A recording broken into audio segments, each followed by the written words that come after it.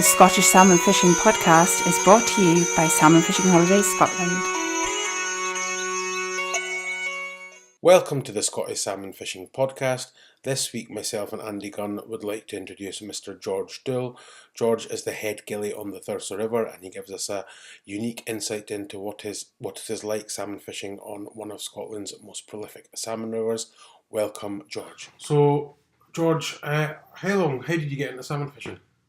Well, it's something that my father got me into. Growing up with a single parent, father was always into his outdoor stuff, and decided the most sensible thing to get me into at a very young age, about 5-year-old, was to take me to the river. He enjoyed his fishing, so he decided to take me. And really, from an early age, I always remember going to the river, but those sort of first 5-7 years, it was more a case of going along and watching people catching fish, salmon and trout. But I would say once I got into my sort of just my pre-teen years, as it were, sort of 10, 11, 12-year-old, I started to understand what I'll do better.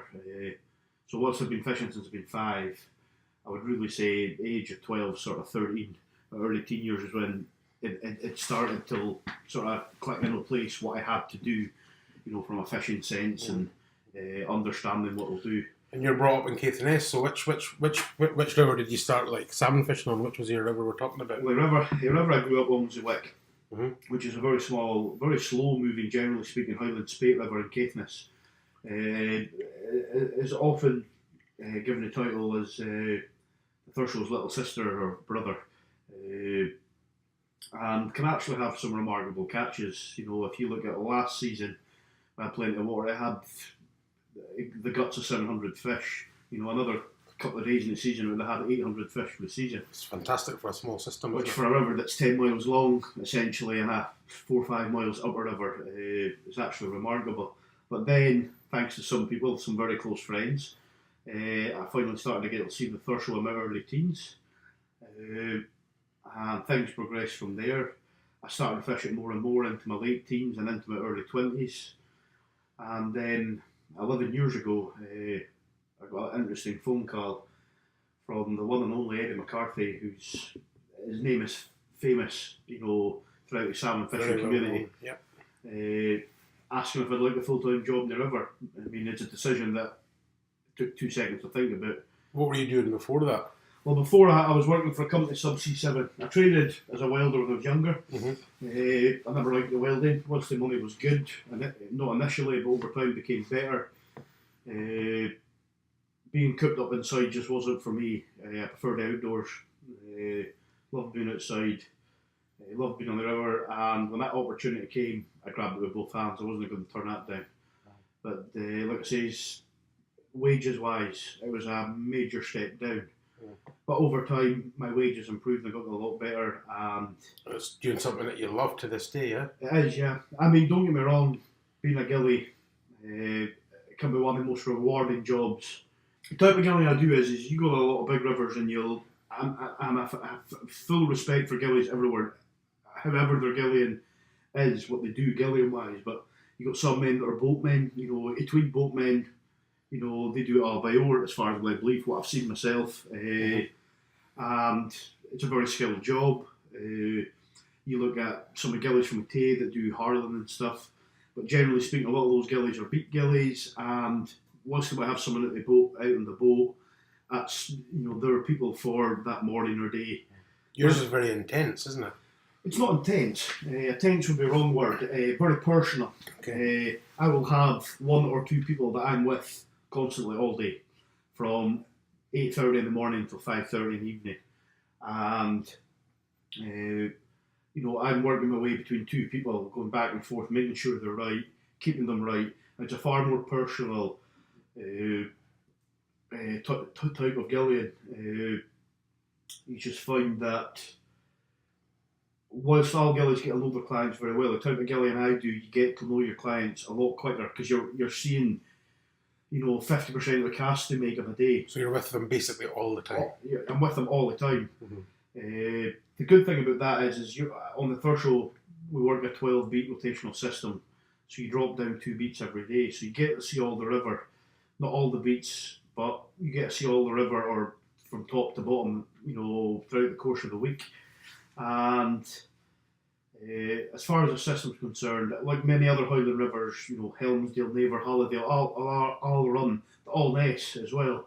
It's another prime example. Oikel, where they run a beat rotational system, you get a chance to see either end of the system through the course of a week. You might not see every single bit of the system in a week, but you'll see, you're not stuck in one bit. So the variety that you have on all these Highland rivers that work beat systems, I think is deep down is what enjoyment is in it for many people. Mm-hmm.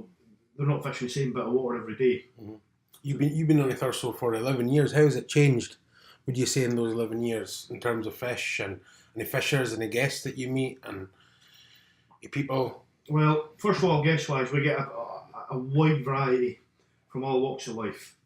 You'll get people that are big company owners, big landowners, that come to the Thurso, and then you'll get ordinary working class people.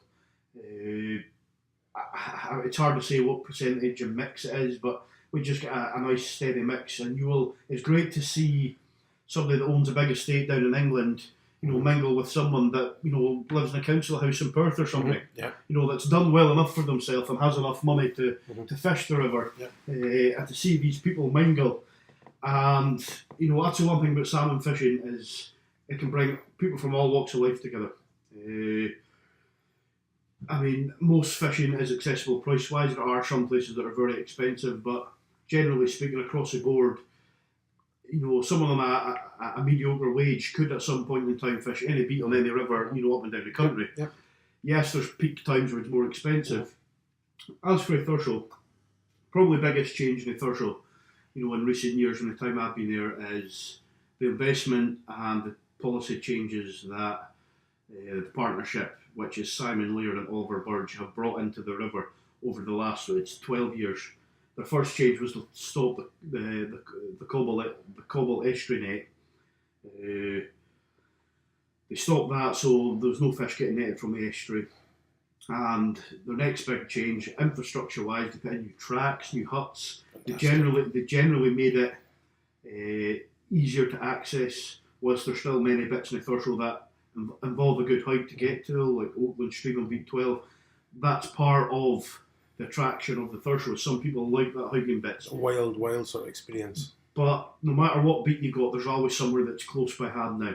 There's no beats now that's in the middle of nowhere where you have to walk for miles. There's always somewhere that's relatively close for someone to fish. You mentioned the cobble net and that getting taken off. Did you notice an impact on that quite quickly, or? Well, without having 5 and 10 year averages right in front of me, obviously it's going to have an instant impact. If you take, no one will ever know what the figures are officially, what would have been taken from the estuary, 12 years ago, and longer, 20 years ago, 15 years ago, 30 years ago. But, if you even give a rough figure, even if you said they took 1,500 grills out of it in summer salmon, even if you said 10% of that took again, that's 150 fish. Yeah, absolutely. That's, if you look at it that way, what figures, I will never know what figure. So take the cobble off, improving infrastructure, employment. I'm there because of 80 new owners. I call them new owners. They're not new owners anymore. They've had it long enough now, they're established. Yeah. But it's great to see, because nowadays often, beat owners aren't willing to invest in their beat, some beat owners, but I've fished the Thurso before, as you know, and the changes they've made is absolutely fabulous, absolutely fantastic. The investment, also into like say like Ulster Arms Hotel where the anglers stay, and the improvements on the river, it's just, the Ulster as well, they built new lodges at the back, comfortable. They've started to demolish the old lodges. The Quality Hotel, they put in new heating systems. There used to be an old saying many years ago, the first person back on a cold spring week to have a hot bath was the only person to get a hot bath that night. Yeah, so things have moved now on. Everyone can have a hot bath 6 times in an evening, and there's still plenty of hot water. There's nothing worse than having that establishment where you have a hotel or a lodge that is a company to your fishing.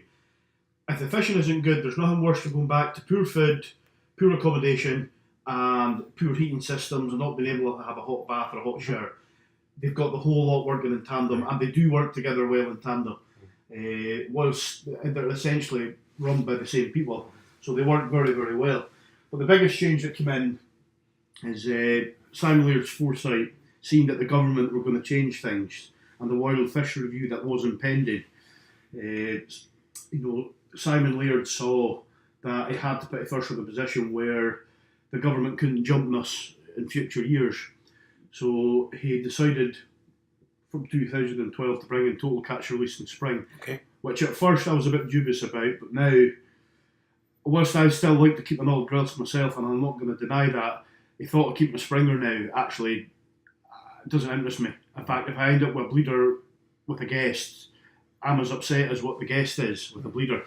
And do your guests have issues about putting springfish back or not? No, some of them did. There's a few people left the first year of that, but like anything else, they tried to go elsewhere, and from April, May, and early June, and find somewhere they could get as decent a fishing.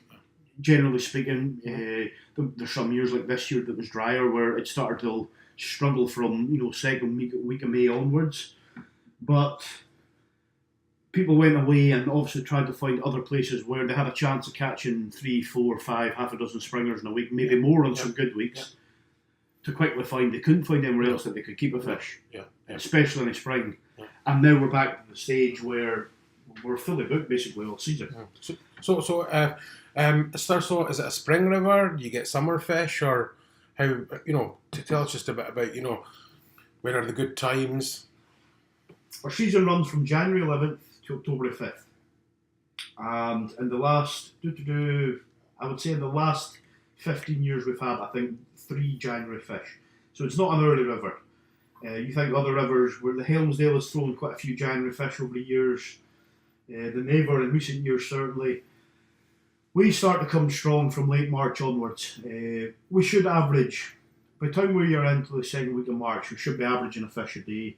By the time we get in the first week of April, we should be averaging a couple of fish a day. And by the time we get late into April, we should be averaging, with normal accepted water levels and favourable overhead conditions and stuff, which isn't always right. But generally speaking, through the course of a week, in the spring you should get 50% of your week river inches perfect for you minimum.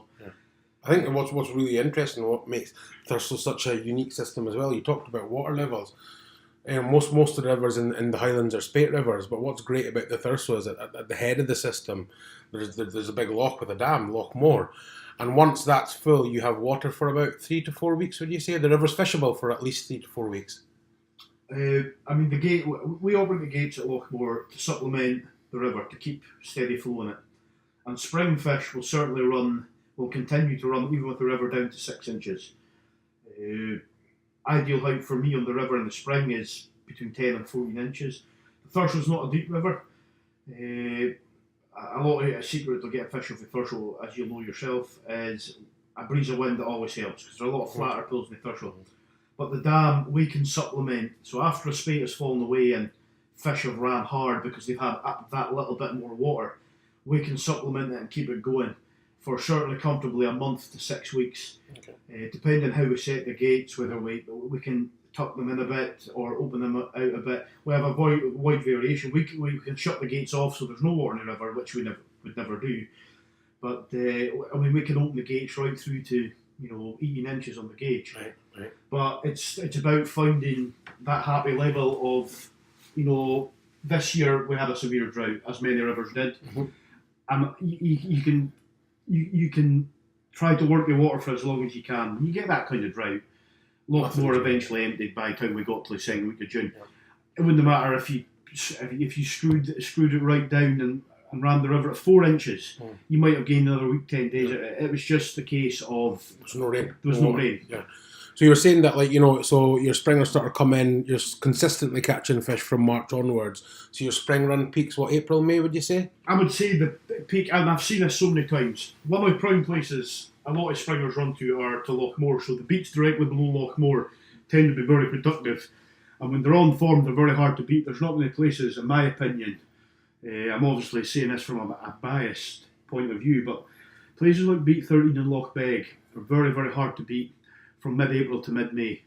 And I would say the peak of it is probably I would say our peak of spring run is later than some other rivers up north. Like I use Helmsdale and Naver as prime examples, where they're in numbers thick, maybe late April. We're maybe a 2 or 3 weeks, sort of mid-May sort of time. I would say mid-May is our peak, but 2 decent rods fishing in the last week of April could pick up half a dozen fish between them. Really, quite comfortably. Yeah. Quite easily. Every year varies. It's still a Highland Spate River essentially, although we have a loch. And one year you might hit it bang on. For me, those Highland Spate Rivers are like the big rivers, like your Tays and Spades and that. You have to take a 1 year and 5 will be your bonanza. Any time of year. From spring to summer and autumn. 1 year and 5 will be really tough going in the bag of water, which was this year, 2018. And every year in between, you'll generally just pick away steadily. So our spring run generally is April, May into early June, and you can see it taper off in mid-June. Okay, and then summer fishing? We start to see first the grills arrive at the end of May. I get a run of very small grills from late May to early July. And then our grills run starts to come in numbers in sort of mid-July and runs through the end of August. Do you get a big grills run? Is the summer fishing good if you have water? If it's summer fishing's good. I mean, you have to look at July 2016. We had low water through May and June, so there were sort of late May, June fish mixed in with what we call bigger fish. But we ended up with just short of 1,000 for July alone. In 1 month? For 1 month. Wow. In 2016. And, I mean, if I said it was 50-50 between multi-sea winter fish and grills, grills numbers were fine. I think, generally speaking, there's changes happening throughout salmon runs throughout the whole country. We're starting to see more multi-sea winter fish even in the summer, but the grills run is still there. It's still probably holding a solid as anywhere else in the country, And then what about, so sport goes on into September if you have water? If we get water in September, you'll catch them. Generally, we're in that window then. By the time we get to September, the majority of fish have been in the system for a while, from spring through to summer to late summer. So you generally find it in September is generally coloured fish. But if you get a spate, which September has always been renowned for spates, can be dry, but autumn kicks in September, and the only serious water we had this year, basically from early April onwards, was the last 2 weeks of the season. We, for the last 15 days of the season, we had 300 fish. That's 15 days? My goodness, I think you're beating anywhere else in the country doing that. But that was us catching up on, catching 6 in July, 26 in June, 30 in August. So if I wanted to come and salmon fish in the Thurso, how would I go about it, George? First of all, there's 2 websites in which you'll find contact details, which is riverthurso.com and the Ulster Arms websites. Both have contact details, and generally you phone the hotel to inquire about fishing. They take predominantly to do with booking fishing on the river. It's not in the domain of the manager anymore. The manager organises how the beats are sorted out and organising ghillies and stuff like that. So, the riverthurso.com website, you'll find all the contact details you need to inquire about booking fishing from River Thurso. Excellent. So you've given us an absolutely fascinating insight into what you do, the type of gilling that you do, and also the Thurso River. So, what about yourself? I mean, your sort of personal fishing. I know that you fished all over Scotland, fished many rivers, Tay, Dee, Thurso, Helmsdale. The list is endless. I mean, what rivers apart from the Thurso and the Wick do you enjoy fishing? Any sort of memorable fish, that kind of thing? Well, I've been lucky enough to see all big 4 rivers. Some I like, some I don't. Certainly, if I was out of the big 4, which a lot of fishing in Scotland is based on the big 4. They are watched more than anywhere else. Out of the big 4 I've had, I'll pick 2 out of the big 4. It would be the Spey and the Dee. And what do you like about the Spey and the Dee? Well, you're still the Highlands essentially. The Tay's the same. The Tweed, there's nothing wrong with it. I know recent years have been a bit of a struggle, but the Tweed for me, there's just something different about it that doesn't appeal to you. Just doesn't appeal to me. It's not that I don't like it, don't get me wrong. I like any river. If I'm fishing a river, I like it. If my fly's in the water, I'm happy. But there's just something about both the Spey and the Dee that do it for me. Smaller rivers which I fish in and around the country, I have to admit the All Ness, which is one I've been going to for over 10 years now, is a beautiful intimate Highland River. And when it's on form is great fun. It's a challenge. Yeah. You have overhanging trees and stuff, but it's that typical fast-flowing Highland Spey River. And a very good thinking fisher can actually have a very good day and catch quite a few fish off it. Mm-hmm. If I was to pick another river, one of the big rivers, then probably the Dee. I've caught fish on the Dee. Probably one of my most memorable fish in the Dee would have been, a very memorable weekend 6 years ago when I had an 18-pound springer from Crathis Castlebeat on the Dee. Was a memorable fish because, if I recall right, the fish had been seen on more than one occasion over the previous couple of days. And I remember a friend of mine, Mr. Colin McFadgen from Dalmarnock, we tried to suss our brain out how we were going to get this fish to take, and eventually, using basically heavy tactics, because it wouldn't come up to take a fly, we had to, and it was so far away from us that it was a case of casting square, letting the fly get down, and letting it swing across its nose, and eventually, after about a dozen casts of trying it at slightly different angles, eventually it took.